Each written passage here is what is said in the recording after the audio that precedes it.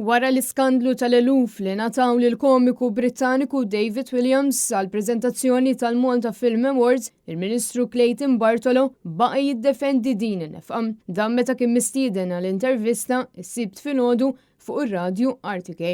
Fl-intervista, Bartolo spjega li l-invoice ta' Williams kienet ta' 120,000 euro.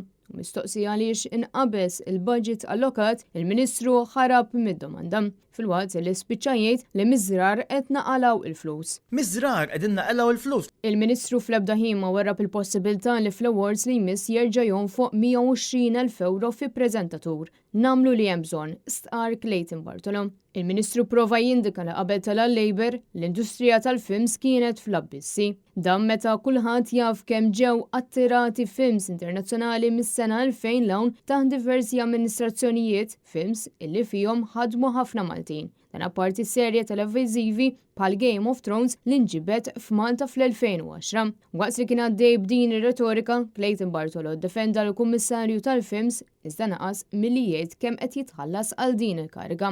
Intant fl-istess intervista, il-Ministru Clayton Bartolo qal li ma jara xejn ħażin li Joseph Muscat jirritorna bħala kandidat tal-Labour għall-MEPs. Aħbar li ħolqot termozzi fil-qalba tal-Partit Laburista b'nies bħal kap eżekuttiv Laburista Randolph De Battista juri biċ-ċar in-nuqqas ta' qbil tagħhom.